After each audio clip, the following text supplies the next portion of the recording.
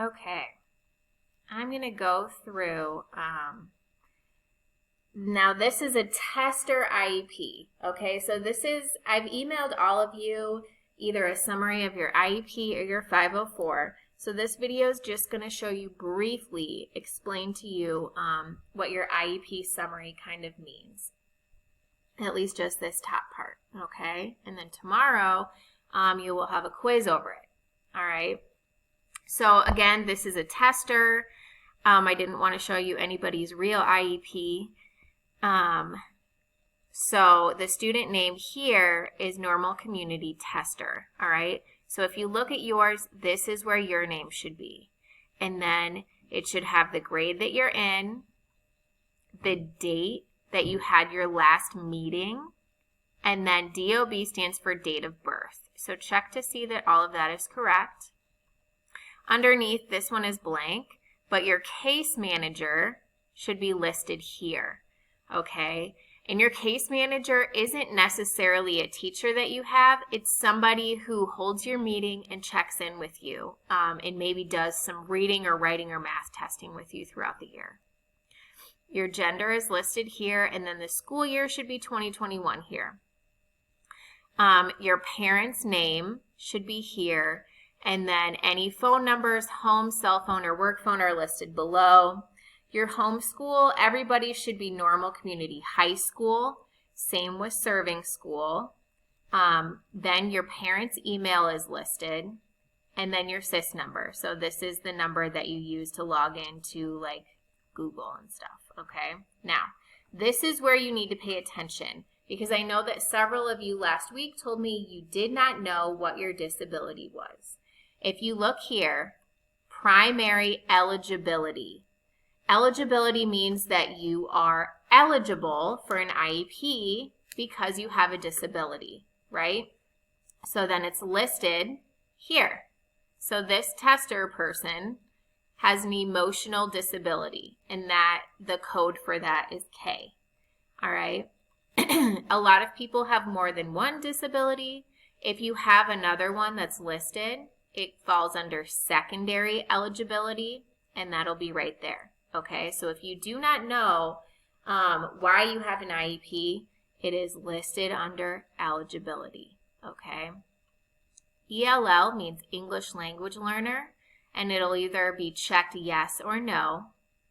BIP means Behavioral Intervention Plan. Now this student does not have one, but you might have one. And we'll talk about that at another date, okay? If you have one, all of your teachers and administrators will get a copy of your behavior plan, and this plan was determined by you, your parents, and your case manager as just a way to help you with your behaviors in the school building. So maybe you need breaks. Well, in your behavior plan, it will tell your teachers that occasionally you will need a break to calm down. Something like that, okay? Now your reevaluation is done by the psychologist at our school. Her name is Mrs. Peterson, and you do those every 3 years, okay? So you might have one this year, you might not, and that's okay. Now your annual review is the meeting that you have every year, and this will tell you the date that you had it last year. So that means that this year you have to have it sometime right before this date, okay, or else it will expire. Now, since this is a tester, nobody went in and filled out the educational services or related services, but on yours, if you look here, educational services will be the minutes for your classes. So if you have any special education classes, they will be listed along with how many minutes you have a special education teacher helping you.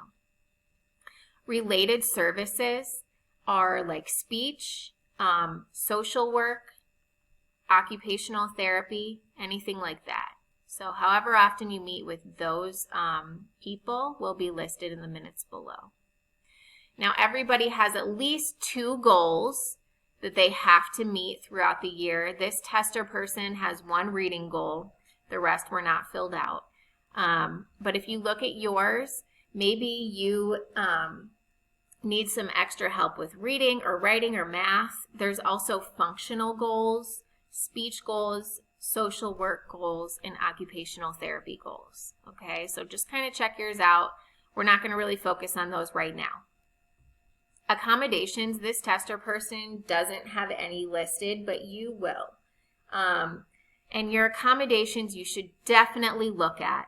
They're going to be things like extended time, separate setting. These are things that you and your case manager work on and put in here, and your teachers have to give you these, okay? So make sure you look at those and are pretty familiar with the things that you get to help you in school.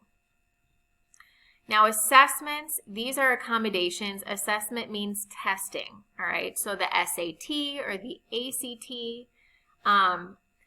these are accommodations that you will get for those tests. So go ahead and check those out too. And really, they'll just be check marks in the boxes saying whether or not you get those and what they are.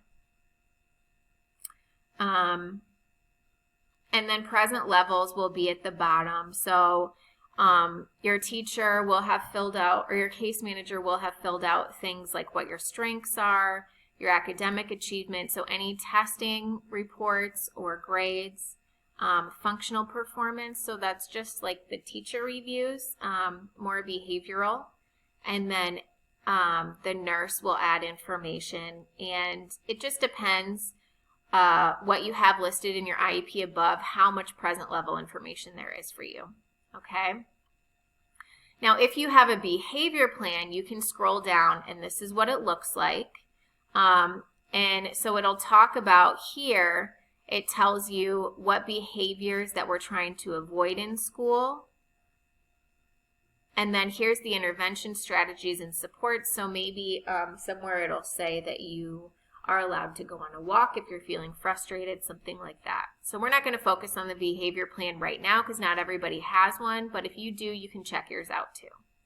Okay, so this is basic information on how to read your IEP summary for those of you that have an IEP.